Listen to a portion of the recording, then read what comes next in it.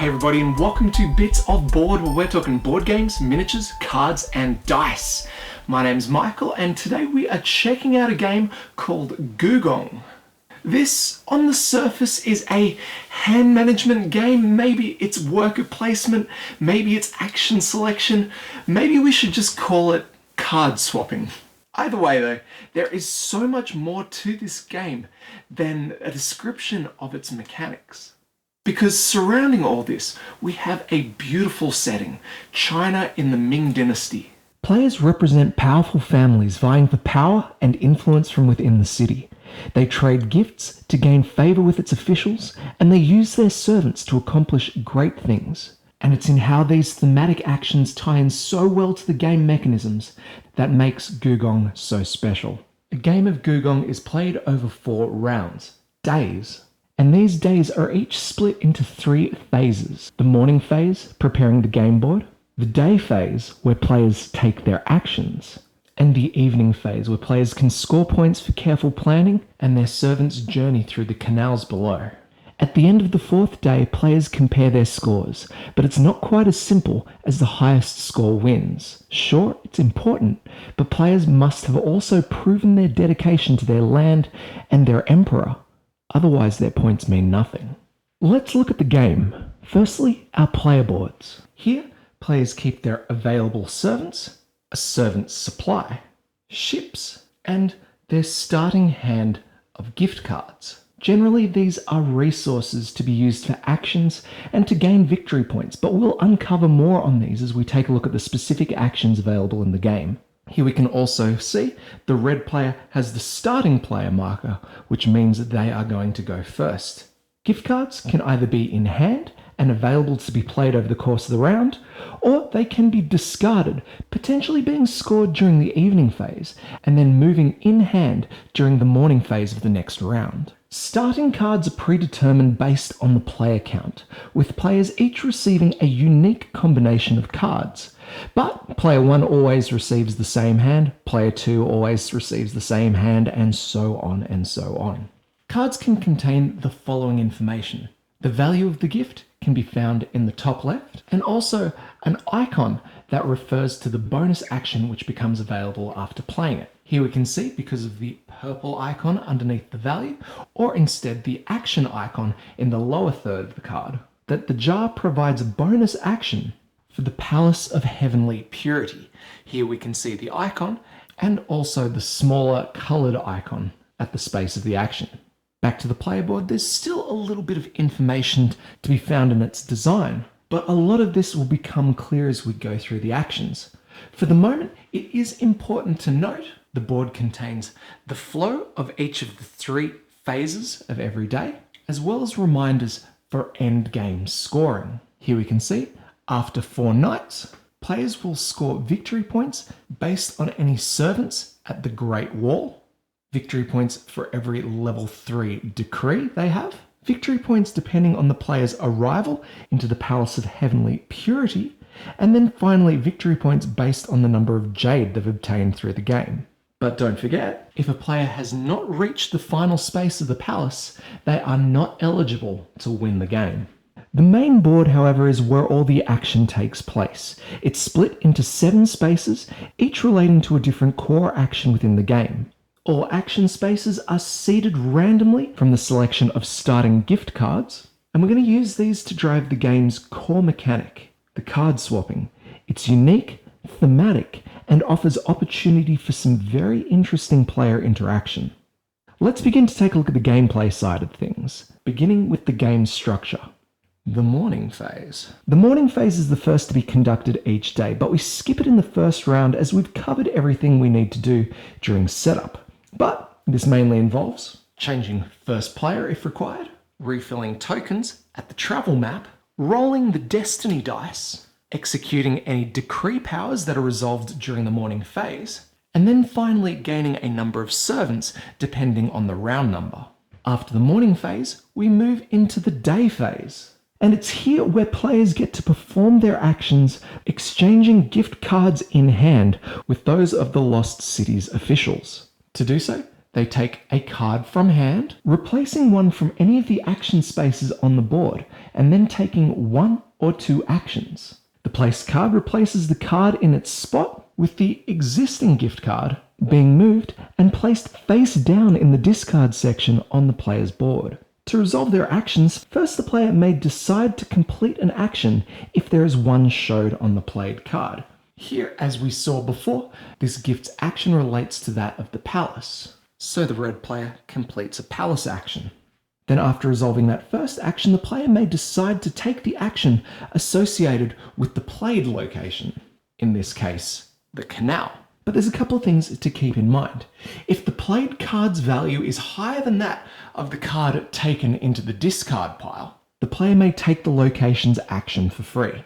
If, however, the played card is less than or equal to that of the card taken, the player can still take the action, but to do so, they must discard either one of their remaining cards in hand into their discard pile, or remove two of their servants back into their supply. Of course, should a player decide, they can choose not to take the action, simply taking the replaced card into their discard pile, but it's often best to take the actions as you can.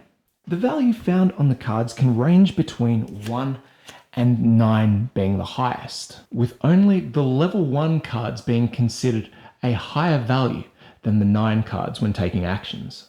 The day phase ends once players have swapped or discarded all cards in their hand, and then play moves into the evening phase. But before we go there, I think it's time that we take a look at the actions available to us. The first action is the travel action, this top section of the board here. The travel action allows a player to place or move their traveller to the cities across China, gaining benefits in the process. The benefits depicted on the tokens are rewarded immediately, but their use is not over. Players store collected tokens above their player board and may cash them in for benefits across the course of a game. Players may either take the action once for free, or they may spend two of their servants to take the action twice. The first time a player takes this action, they may take their traveller and place them on any of the spaces anywhere on the map. They place their marker, receive their immediate rewards, and place their token up the top of their board. Should a player accumulate enough of these tokens, they're able to cash them in for rewards. They may either discard 2 of their tokens for 1 servant, 4 of them for 2 victory points, or 6 tokens to gain 1 piece of jade. The Great Wall action allows the player to contribute to the building and maintenance of this wonder of the world. When taking this action, players will place servants in the spaces along the wall. They may place 1 servant for free, or they may discard 1 servant to place 2. If, after placement, the wall has reached a certain level of completion depending on the player count, the wall is scored, and the player with the most servants along the wall receives 3 victory points, moves their envoy 1 space along the palace track, and then returns all the player cubes of their colour to their supply. Finally, all players that were present before the completion of the wall may choose to take one of the Intrigue benefits. As for what they are, well, let's have a look right now. The Intrigue action here allows players to move their markers along the Intrigue track and take Intrigue benefits. First and foremost, positioning on the Intrigue track determines how ties are resolved. If you experience a tie and you're further up on the track, you win the tie. If 2 tied players share a space, it is the player marker on top that wins the tie. When taking the Intrigue action, you may move your marker up 1 space.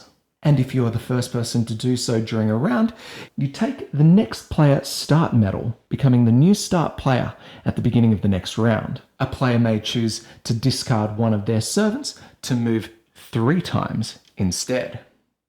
After the action is resolved, that player may then choose to take Intrigue benefits. They may spend 1 point of Intrigue to take a servant from their supply and place it on their player board. For 3 points, they can take 2. For 5 points, they may change the facing of one of the destiny dice to any face they choose.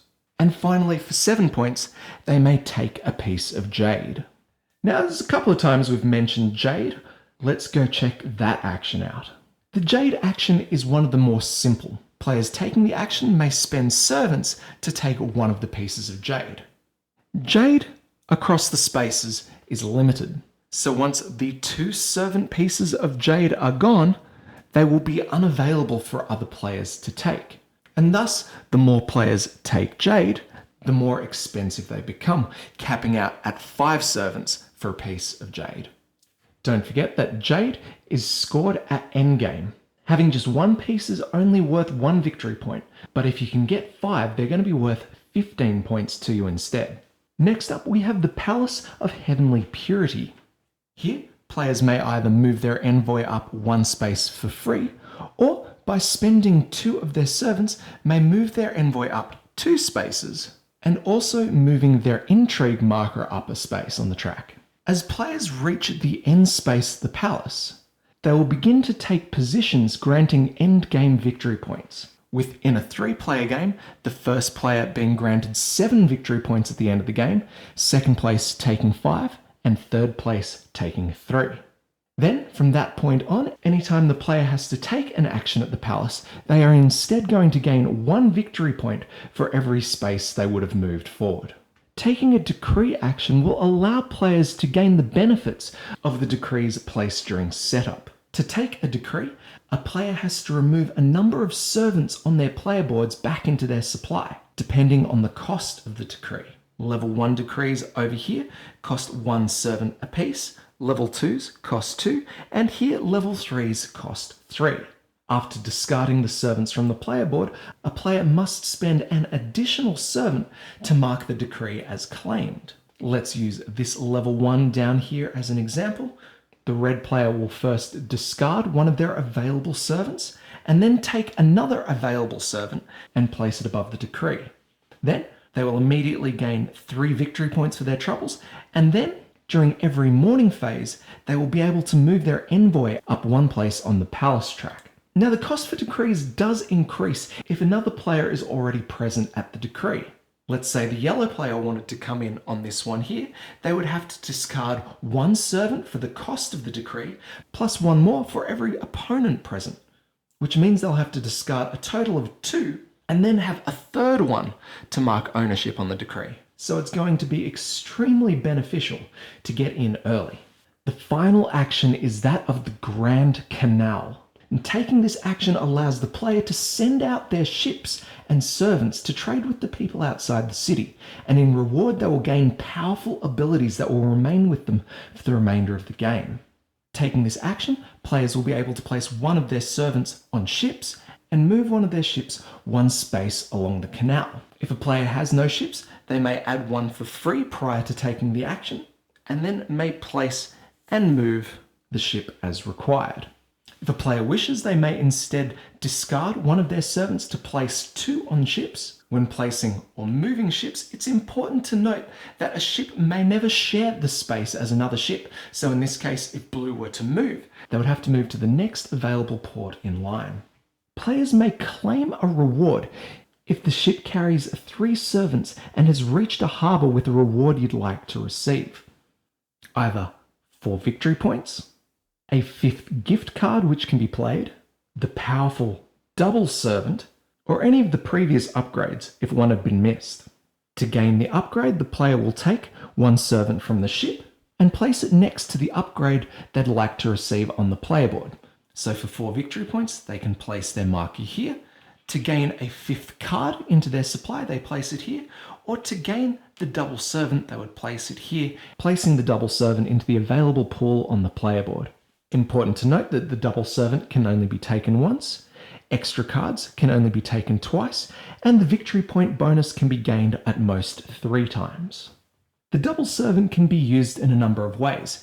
Anytime the player is required to discard 2 servants, they may instead discard their double servant to gain the bonuses. If played at the Great Wall, the double servant covers 2 spaces, and similarly, if played at the Canal, also covers 2 spaces. Whenever the servant is discarded, it is returned to the player's supply, and then later if the player is allowed to gain a servant from the pool, they may take the double servant as if it were just 1.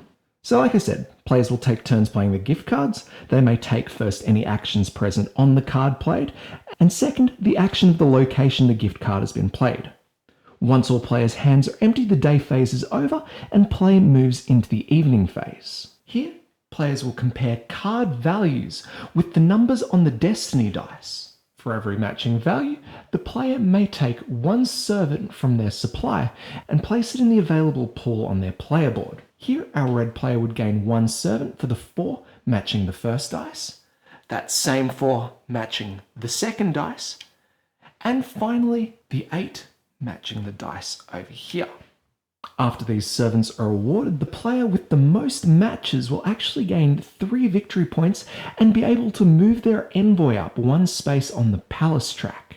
Finally, concluding the evening phase, all ships in the canal will move 1 space along, and the next day's morning phase begins. The start player would change if another player took the next start player medal. Any blank spaces in the map would be refilled with new tokens drawn from the piles at the sides of the board. The destiny dice would be re-rolled. And finally, players would receive new servants based on the round of the game. In the second, third, and final round, each player gains 4 new servants from the supply. The game continues until the 4th evening phase is concluded, and then we move into endgame scoring as depicted on the player boards. If there are still servants in the Great Wall, it is scored 1 final time without any intrigue bonuses. Players receive victory points for decrees they own, victory points for their position in the palace, and then finally victory points for any jade accumulated. Finally, any players who did not make it to the final space of the palace must remove their tokens from the score track, and then the player with the most points wins. Now, to keep things interesting over multiple plays, the 7 starting gifts are dealt randomly to the locations across the board. But as players become more familiar with this game, the available gifts can become even more diverse. See, there is a deck of cards separate to those used in the player's starting decks. For advanced games, it's encouraged for these cards to be shuffled in with the standard starting cards, as well as any other decks not being played with, and then this collection be dealt out as a part of setup. Here we are, guys and gals, 3/4 of the way through 2019, and I am still trying to tick off my must-play games of 2018. I haven't even done my top 10 list because there's so many that I still need to play. It's killing me. But I'll tell you what, I am so glad I got around to playing this one because it is such a treat. On the surface, the game is quite simple. You play a card, you take your actions, you discard, next player, done. But it's not really that simple, is it? Each turn that you take, the actions before you, they change their value to you, morphing as other players mess with the board. And it's that combination of what actions do I want to play? What cards do I want to use to take it? And where can I actually afford to do so? It's these elements that make up the complexity and the weight behind this game. Now, at the end of the day, it's not a hugely heavy game, but there are some decisions that you're going to have to make, some quite rich decisions that might leave you sitting there for a couple of minutes contemplating your options, and I think this is a pretty sweet mark. I mean, you'll always have an idea of what you want to go for, but when you can accomplish these things, that's the trick. Now, I absolutely think that it's the melding of theme to these actions that you take that is the absolute highlight of Gugong here. All the actions seem crafted around what they mean thematically, which is brilliant. But I gotta say, there's nothing too groundbreaking here, and I think that's okay. What's special here is that these mechanics actually mean something to the players as they run through the game. Components, artwork, absolutely beautiful. I've seen the deluxe components as well, and they are extremely solid, but I gotta say, you're not missing too much by getting just the retail edition here, so I'm pretty happy. I actually didn't pick this one up. You can probably tell I didn't pick this one up at Kickstarter. vying for the retail release, but I don't feel like I missed out on anything too crazy. That being said, of course, the Kickstarter for the expansion and reprint and probably more deluxe edition stuff. So if you do want to check out these deluxeified components, man, now is about the only time you can pick it up unless you want to, pay an arm and a leg on eBay later on. Yikes. Let's get away from that and let's talk a bit about who's actually going to enjoy this game, because I find it quite a nice mid-weight game. The mechanic that drives the whole thing is that whole card swapping thing, and I think it's really, really cool. I haven't actually encountered something like this before. So hey, it's new to me, it might be new to you as well. The mechanics surrounding it, surrounding those 7 other actions, they're pretty cut and dry standard point salad mechanics. I struggle to call this one purely a point salad game, but it does remind me a lot of those games. But positively, I guess. Like, I've played a few point salad-y games out there. The first one I played was a game from Stefan Feld, Bora Bora, and it absolutely blew me away back then because I'd never encountered anything like that. It's like I had to keep track of 1,000 different little maths problems to figure out if I was actually doing well in the game. But the more I got used to it, the more that I came to grips with that style of gameplay, the more the point salad games kind of blended in together. And I guess without the theme behind Gugong here, it may well be just one of those games. But this one really does elevate itself out of the pack because I am engulfed by the story that this game is trying to tell, and I feel that my actions are meaning something to the state of the game. So I guess if you're after something familiar, but something that's also going to present itself in a new way, Gugong is going to be a great game. It's just, I would struggle to recommend this game to someone who needs something new, who needs something that's going to break new ground in their collection, maybe replace another game. I just don't feel there is anything so strong in this collection that it's going to push anything else out of my collection. I'm certainly going to play it until I am done with it, but as for its future place in my collection, well, maybe the expansion is perfectly timed here. I haven't looked into too much of it, but I believe it's a few modules that you can add in to increase the replayability of this game. Because at the end of the day, there is replayability here in, the combinations of cards and stuff, but the strategy, I feel, is going to be the same a lot of the time. I feel a lot of the time I've gone to get that dual servant almost straight away. Anytime I can see a good combo at the palace, I'm going to go there so I can choose to do other things later on in the game. The extra cards from the Canal are also a fantastic addition, but beyond that, there's not too much else to explore. The Jade Market's going to go pretty quickly, and the travel bonuses are highly dependent on what's out there and where your traveler is at any given time. So while the decisions I make while playing are plentiful, they're not too varied from game to game. All in all, I would recommend this as a solid entry to middleweight gaming, I guess. There's things to do, places to see, and mechanics to explore, but if you're already into the middleweight scene, it's not offering anything too new. Like I said though, the quality behind the game is great. It's streamlined, easy to play, and would be a welcome addition to any game night. But I am very much looking forward to see what the expansion content has to offer. Alright guys and gals, that's it for me today. I hope you've enjoyed the video. If you have, make sure you like, comment and subscribe and do all the things that you guys can do to help this channel grow. But besides that, we are done. So as always, my name's Michael, this is Bits of Board. We'll catch you next time.